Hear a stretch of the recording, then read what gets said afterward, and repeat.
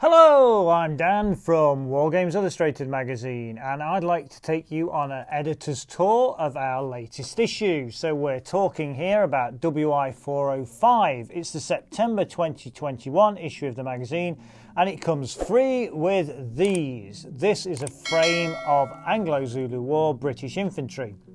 It's currently for sale on the Warlord Games website for £9. But why would you pay £9 when you can simply pay £5.50 and get a free copy of Wargames Illustrated with it? Although I prefer to say it's the other way around. That's free with us rather than us free with them. Anyway, right, let's now take a look inside the magazine. The theme for this issue is What If? Changing history on the Wargames table. So you'll find a lot of what if articles inside the magazine.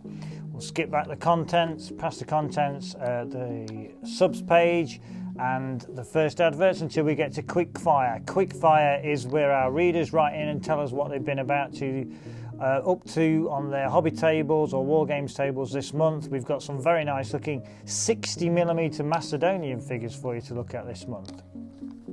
Then we get into another regular feature. It's Observation Post. Observation Post is all about new rules, supplements and figures. So we're taking a look at some Ark Royal miniatures boats. We're taking a look at some offensive miniatures. We've got some Plastic Soldier Company Russian trucks.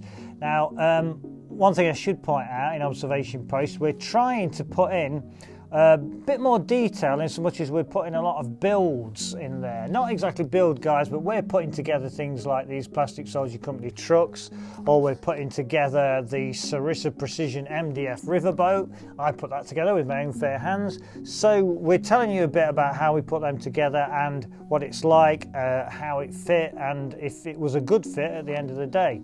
We've also got a bit of a painting guide in the Warlord Games Tiger. We've got 2 pages on the Yag Tiger, and we've got a painting guide out in our modeler / painter Mark put that together, and he talks about how he painted that. So Observation Post, it's new stuff, but we're adding a bit more to it by constructing it, putting it together ourselves. A new feature this month is called Release Radar. Dom Saw, who's a very old wargamer, he's been wargaming for a very long time, that's what I mean. Dom has started writing a column for us. It'll be 2, 3, 4 pages every month, and it's all about things that have sparked his attention, new releases, not necessarily brand new, but things that he's seen over the last few months that have caught his attention and what he's added to his collection, his ever-growing collection, whether it's the lead mounting or model making materials or whatever. So this time we're looking at some paints, looking at a board game, we're looking at some miniatures as well. So loads of things there that have caught Dom's attention, including some burning pigs as well. Then another regular feature of ours is Full Paper Jacket. Full Paper Jacket is all about books that have been released recently that should be of interest to wargamers. Neil Smith takes us through that. Into our first article proper, which is called Welcome to What Ifs. So What Ifs is the theme in our welcome guide, which is getting on for about 8 pages. We talk about what ifs, we interview various different people about them. The games designer Mark Latham joins us to talk about what ifs mean to him, different what ifs that you can play out, different classic what ifs like the invasion of Dorking. There's even a bit from me talking about Napoleonic invasion what ifs as well. Wake Island, a game that the Perrys played at Wake Island, set in the 1920s, is in there. And of course we can't help mentioning Operation Sea Lion, because that's the sort of classic what if. So that's our introduction to what ifs there, setting the scene for something to come further in the magazine. Non-theme article, Painting and Modelling Guide to Franco-Prussian War Railway Station by Tony Harwood comes up next. Franco-Prussian War is very on point because the new figure's just been released by Perry Miniatures for that period. So you're going to need a Franco-Prussian railway on your tabletop, and here's how you make a railway station for it. Next up, our first what if article proper, as it were, the leper terrorists of France. Now, who the hell were the leper terrorists of France? Well, They weren't real, but they potentially could have been, or at least the propaganda said that they were. So we're moving to 14th century France here, and there was a rumour that lepers were going to poison the water system in France and thus then try and take over the capital. It was all totally bonkers, but it also makes for a great article, in which one player can take on the role of the leper terrorist. We've got a bit of a feature there about how you can convert your figures into rag-covered lepers as well. So that's a medieval what-if article there with a very interesting backstory. More medieval here in painting and modelling guide for putting together the Victrix new plastic Norman infantry, and our in-house modeller Mark goes about painting those figures and telling you how he gets them ready for the tabletop step by step in great detail, and lots of nice lovely big pictures for you there to follow as a guide, so you can get the best out of your Victrix Normans. Another what-if here, set during history's notoriously most complicated war, the Schleswig-Holstein War. This has been written for us by Bill Gray, the storming of the Dannevirke, which is a battle that didn't happen, but could have well have happened during that campaign in February 1864.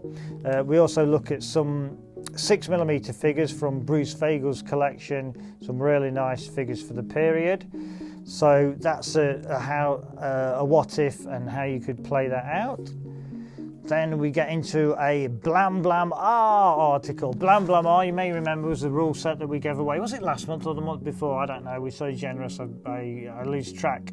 We gave away a set of rules, and it's a sort of quick comic book style skirmish game, and in this article we've got a snatch scenario. The attacker must rescue the hostage and remove them from the table. The defender must prevent that from happening.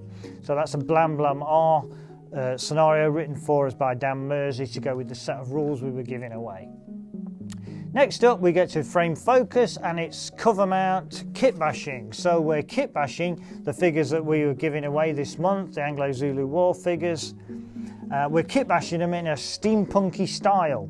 So classic sort of pith helmets and goggles. Half the paraphernalia is already on the frame. The rest of it was stolen from Bitbox or made up from green stuff. So a guide there to getting your figures looking more steampunky. Then we're into another historical article here, colonial in the Far East, the outrage at Jeddo. Jeddo being the original name for Tokyo. This is something that did take place on in Tokyo in 1861, the attack on the British embassy there, basically. So it's all a big excuse for using ninjas in your games, basically. Pete Brown, who wrote this, was desperate to get some ninjas on the tabletop, so he invented a scenario based on history in which you can get ninjas in action. There's some very nice looking buildings in this article as well, which we decorated our table with, and if you look online you'll see how our in-house painter Mark went about painting those MDF Sarissa buildings. So there's a nice video that dovetails with that. Entrenching a Big Gun has been another painting and modelling article for you. It's by Barry Evans, and he's taking a Victoria Miniatures artillery piece and he's making it look very nice by decorating the surround to it. So he's particularly concentrating on the sort of diorama effect of the casement that it was in. So that's that one painting. It also talks a bit about the painting of the figures as well, and some lovely nice big pictures at the end of it, so you can all appreciate how great that looks and how great yours could look if you follow his tricks and tips along the way. Raid on Fiery Cross is a what-if set in the South China Sea during the modern period, or at least fairly recently. So it's a special forces attack on a Chinese base in the South China Sea with a lovely big... We played that game out there. There's our table that we used. Great. Modern's not my period of choice, but this is a really good scenario for getting your special forces, modern special forces fighting against each other. Some great pictures of the figures that we used there. That as they say, is that. So yeah, that's about it for this month. Yeah, we get on to progressing to the end there, so that's the whole of the magazine. Wargames Illustrated 405, the September 2021 issue of the magazine. What If is the theme, and you get some free Anglo-Zulu War British soldiers. You're going to love it. This video has been brought to you by WI Prime, Wargames Illustrated magazine's online members club. View more videos or find out more about WI Prime by following these links.